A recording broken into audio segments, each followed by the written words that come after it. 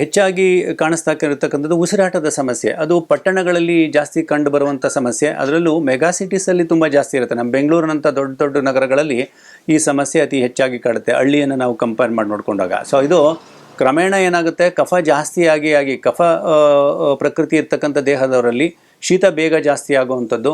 So ಶೀತ ಕಫ ಎರಡೂ ಜಾಸ್ತಿ ಆದಾಗ ಅದು ಶ್ವಾಸಕೋಶದ ಮೇಲೆ ತುಂಬ ಪರಿಣಾಮ ಬೀರಿ ಅಸ್ತಮ, ಉಸಿರಾಟದ ಸಮಸ್ಯೆ ಶುರುವಾಗುತ್ತೆ. ತೆಗೆದುಕೊಂಡಿರುವಂತಹ ಉಸಿರು ಕರೆಕ್ಟಾಗಿ ಆಮ್ಲಜನಕವನ್ನು ನಮ್ಮ ಲಂಗ್ಸು ಅಬ್ಸಾರ್ಬ್ ಮಾಡ್ಕೊಳ್ಳೋಕ್ಕೆ ರೆಡಿ ಇರೋದಿಲ್ಲ.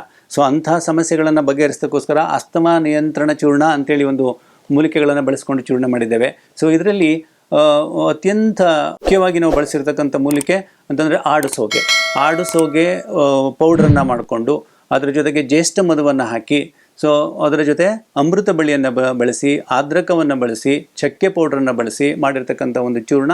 ಸೊ ಇದನ್ನು ಬೆಳಗ್ಗೆ ನೀರಿನಲ್ಲಿ ರಾತ್ರಿ ಮಲಗುವಾಗ ಒಂದು ವಿಳ್ಳೆದೆಲೆಯಲ್ಲಿ ಜೇನುತುಪ್ಪವನ್ನು ಹಾಕಿ ಈ ಚೂರ್ಣವನ್ನು ಹಾಕಿ ಅದನ್ನು ವಿಳ್ಳೆದೆಲೆಯನ್ನು ಹಗದು ನುಂಗುವಂಥದ್ದು. ಈ ಥರ ಮಾಡ್ತಾ ಬಂದಾಗ ಸೊ ನಮ್ಮ ಶ್ವಾಸಕೋಶದಲ್ಲಿ ಇರುವಂತಹ ಕಫ, ಶ್ವಾಸನಾಳದಲ್ಲಿ ಕಟ್ಕೊಂಡಿರ್ತಕ್ಕಂಥ ಕಫವನ್ನು ಕರಗಿಸಿ ತೆಗೆಯುವಂಥ ಕೆಲಸವನ್ನು ಈ ಚೂರ್ಣ ಮಾಡುತ್ತೆ. ಇದು ರೆಸ್ಪಿರೇಟರಿ ಸಮಸ್ಯೆ ಮತ್ತು ಅಸ್ತಮಾ ಸಮಸ್ಯೆಯನ್ನು ನಿವಾರಣೆ ಮಾಡ್ತಕ್ಕಂಥ ಚೂರ್ಣ.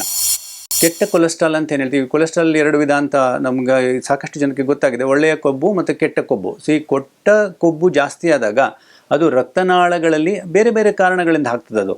ಸೊ ಅಂದರೆ ಎಣ್ಣೆಯಲ್ಲಿ ಆಗಿರ್ತಕ್ಕಂಥ ಕಲಬೆರಕೆ ಇಂಥದ್ದು ಅತ್ಯಂತ, ಆಮೇಲೆ ಬೇಕರಿ ತಿಂಡಿಗಳು, ಸೊ ಹೊರಗಡೆ ಸಿಕ್ಕುವಂತಹ ಅತಿಯಾದ ಮಾಂಸಾಹಾರ ಸೇವನೆ, ಸೊ ಇದು ಹೊರಗಿನ ಆಹಾರ, ಇದೆಲ್ಲರ ಮೂಲ ಕಾರಣದಿಂದ ನಮ್ಮ ದೇಹದಲ್ಲಿ ಕೆಟ್ಟ ಕೊಲೆಸ್ಟ್ರಾಲ್ ಜಾಸ್ತಿ ಆಗುತ್ತೆ. ತನ್ಮೂಲಕ ರಕ್ತ ಮಂದವಾಗುತ್ತೆ, ಅದು ಫ್ಲೋ ಆಗೋದು ತುಂಬ ಕಷ್ಟ ಆಗುತ್ತೆ. ರಕ್ತ ಸಂಚಾರ ದೇಹದಲ್ಲಿ ತುಂಬ ನಿಧಾನಗತಿಯಲ್ಲಿ ನಡೆಯೋಕ್ಕೆ ಶುರು ಆಗುತ್ತೆ. ಸೊ ಅಂತಹ ಸಮಸ್ಯೆಗೆ ನಾವು ಪಾರಂಪರಿಕ ವೈದ್ಯ ಪದ್ಧತಿಯಲ್ಲಿ ಒಂದು ಚೂರ್ಣವನ್ನು ಮಾಡಿದ್ದೇವೆ. ಸೊ ಅದು ರಕ್ತದೊತ್ತಡ ನಿಯಂತ್ರಣ ಚೂರ್ಣ ಅಂತೇಳಿ. ಸೊ ಇದರಲ್ಲಿ ಅಶ್ವಗಂಧ ಮತ್ತು ಅರ್ಜುನ, ಆರ್ದ್ರಕ ಮತ್ತು ಚಕ್ಕೆ, ಎಷ್ಟಿ ಮಧು, ಬ್ರಾಹ್ಮಿ, ಜೀರಕ, ಸೊ ಇಂತಹ ಮೂಲಿಕೆಗಳನ್ನು ಬಳಸ್ಕೊಂಡು ಚೂರ್ಣವನ್ನು ಮಾಡಿದ್ದೇವೆ. ಸೊ ಇದನ್ನು ಕೂಡ ಬೆಳಗ್ಗೆ ಮುಂಜಾನೆ ಖಾಲಿ ಹೊಟ್ಟೆಯಲ್ಲಿ BP ಇರ್ತಕ್ಕಂಥವ್ರು, ರಕ್ತದೊತ್ತಡ ಸಮಸ್ಯೆ ಇರ್ತಕ್ಕಂಥವ್ರು, ಲೋ BP ಇರಲಿ ಹೈ BP ಇರಲಿ, ಸೊ ಇದನ್ನು ಮುಂಜಾನೆ ಟೀ ಕಾಫಿಯ ಮುಂಚೆ ಸೇವನೆ ಮಾಡೋದ್ರಿಂದ, ತಿರ್ಗಾ ರಾತ್ರಿ ಮಲಗುವಾಗ ಸೇವನೆ ಮಾಡೋದ್ರಿಂದ ಅತ್ಯಂತ ಸರಳವಾಗಿ ಅತ್ಯಂತ ಕಡಿಮೆ ಖರ್ಚಿನಲ್ಲಿ BPಗೆ ಪರಿಹಾರವನ್ನು ಮತ್ತು ಕಂಡುಕೊಳ್ಳಲಿಕ್ಕೆ ಸಾಧ್ಯ. ಸೊ ಇದೇ ಚೂರ್ಣ ಥೈರಾಯ್ಡ್ನ ನಾರ್ಮಲ್ ಮಾಡೋದಕ್ಕೂ ಕೂಡ ಸಹಾಯ ಮಾಡುತ್ತೆ. ಇದರಲ್ಲಿ ಮಹಿಳೆಯರ ಆರೋಗ್ಯದ ಸಮಸ್ಯೆಗಾಗಿ ನಾವೇನು ಚೂರ್ಣವನ್ನು ಮಾಡಿದ್ದೇವೆ, ಆ ಚೂರ್ಣ ಮತ್ತು ಈ ಎರಡು ಚೂರ್ಣವನ್ನು ಬಳಸೋದ್ರಿಂದ ಸೊ ಅತಿ ಶೀಘ್ರವಾಗಿ ಥೈರಾಯ್ಡನ್ನು ನಾರ್ಮಲಿಗೆ ತರ್ಕೊಳ್ಳಿಕ್ಕೆ ಸಾಧ್ಯವಾಗುತ್ತೆ. ಇದು ರಕ್ತದೊತ್ತಡ ನಿಯಂತ್ರಣವ ಚೂರ್ಣ.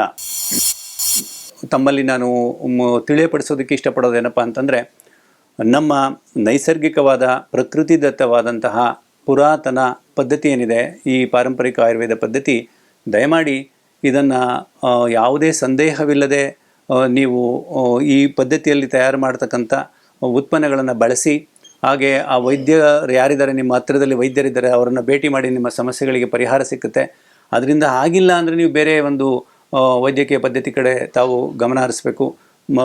ಪ್ರಥಮವಾಗಿ ನೀವು ಈ ಪಾರಂಪರಿಕ ವೈದ್ಯ ಪದ್ಧತಿಯನ್ನು ತಮಗೇನು ತಿಳಿದಿರುತ್ತೋ, ತಮ್ಮ ಅಕ್ಕಪಕ್ಕದಲ್ಲಿ ಯಾರು ವೈದ್ಯರು ಇರ್ತಾರೋ ಅವರನ್ನು ಭೇಟಿ ಮಾಡಿ ನಿಮ್ಮ ಸಮಸ್ಯೆಗಳನ್ನು ಅಂಥವ್ರ ಹತ್ರ ತಿಳ್ಕೊಂಡು ಅದಕ್ಕೆ ಪರಿಹಾರವನ್ನು ನೀವು ಕಂಡುಕೊಳ್ಳಲಿಕ್ಕೆ ಸಾಧ್ಯ ಅಂಥೇಳಿ ಈ ಪುರಾತನ ನಮ್ಮ ಸಾಂಸ್ಕೃತಿಕ ಜ್ಞಾನವನ್ನು ನಾವೆಲ್ಲರೂ ಉಳಿಸಬೇಕಾಗಿದೆ. ಹಾಗೂ ಇದನ್ನು ಬೇರೆ ಬೇರೆ ಕಡೆ ಎಲ್ಲರಿಗೂ ಎಲ್ಲಿ ಸಾಧ್ಯವೋ ಅಲ್ಲಿ ಹಂಚಬೇಕಾಗಿದೆ. ಸೊ ಈ ನಿಟ್ಟಿನಲ್ಲಿ ಈ ಆಯುಷ್ ಟಿವಿಯ ನಾಟಿ ವೈದ್ಯ ಅನ್ನುವಂಥ ಈ ಕಾರ್ಯಕ್ರಮ ಏನಿದೆ, ಅತ್ಯಂತ ಶ್ಲಾಘನೀಯ ಕೆಲಸವನ್ನು ಮಾಡ್ತಾ ಇದ್ದಾರೆ. ಈ ಇಡೀ ಟೀಮಿಗೆ, ಈ ಆಯುಷ್ ಟಿವಿಯ ಇಡೀ ಟೀಮಿಗೆ ಸೊ ನಾನು ಅತ್ಯಂತ ಹೃದಯಪೂರ್ವಕವಾದಂತಹ ಧನ್ಯವಾದಗಳನ್ನು ಹೇಳ್ತಾ